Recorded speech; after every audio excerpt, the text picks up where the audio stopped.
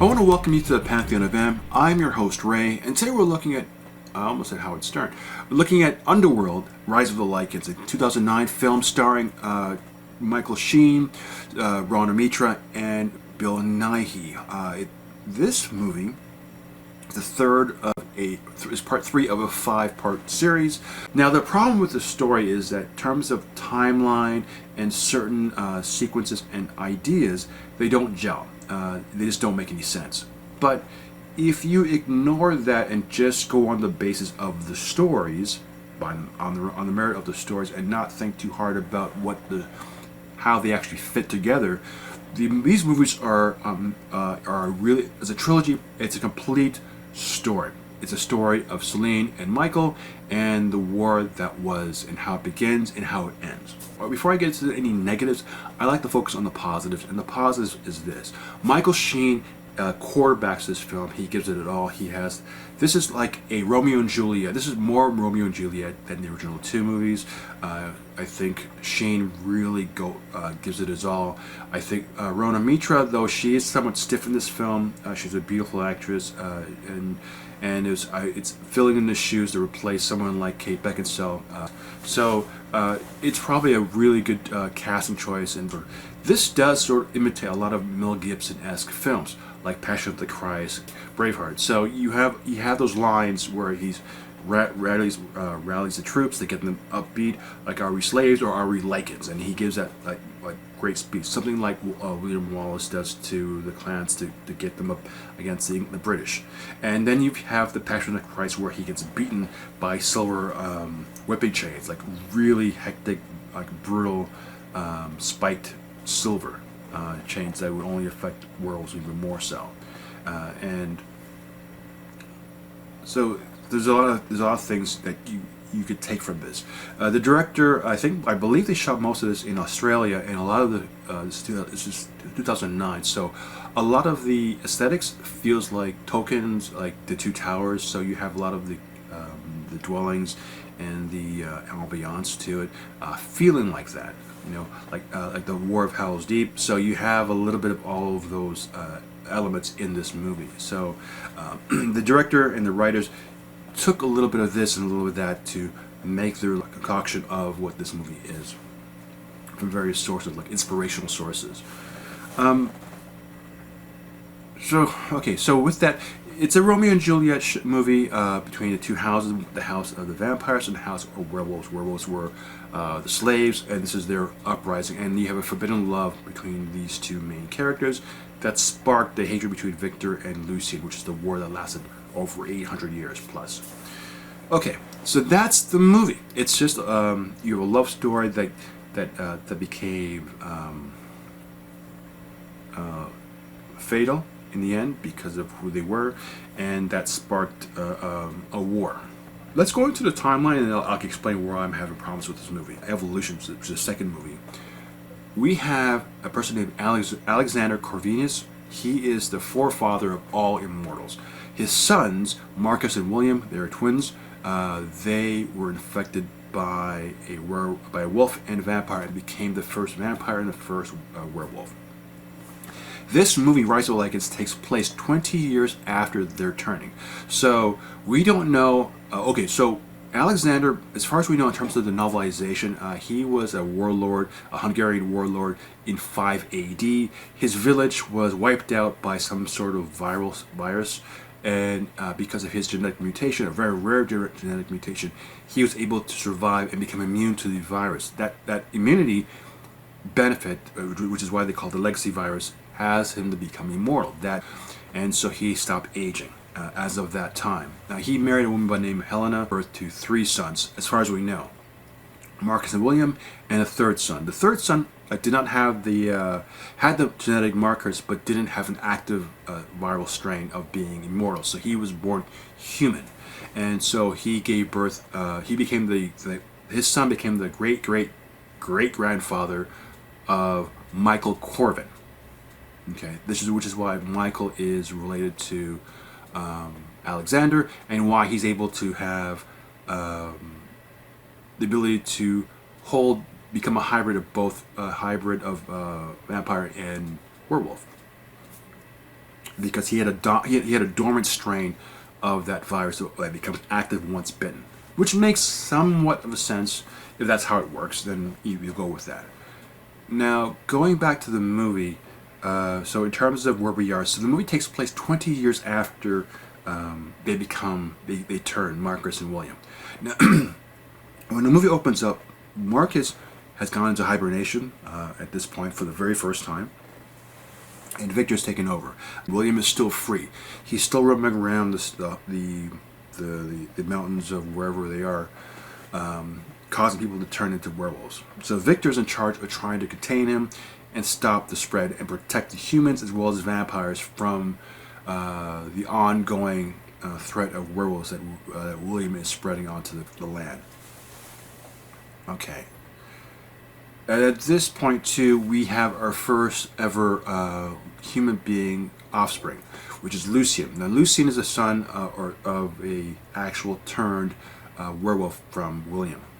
Now, my understanding was that the woman who gave birth to him was human, but was in the middle of changing or just changed into being a werewolf, and she gave birth. And then Victor kills her. In the movie, you see a wolf in a prison cell because it's one of the werewolves that they've captured, and the wolf gave birth and was standing over the baby, and they killed werewolf. And Victor decided to keep the baby for some reason, to maybe figuring out that he can probably harness this to serve him better if you have a human hybrid. So between the time they capture William, which is 1202 AD, and this time, we don't know how many years have passed between the two.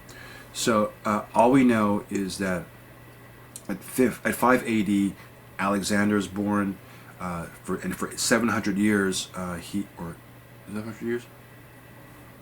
Yeah, for 700 years he's been on the earth, walking the earth, and he has had 2 sons.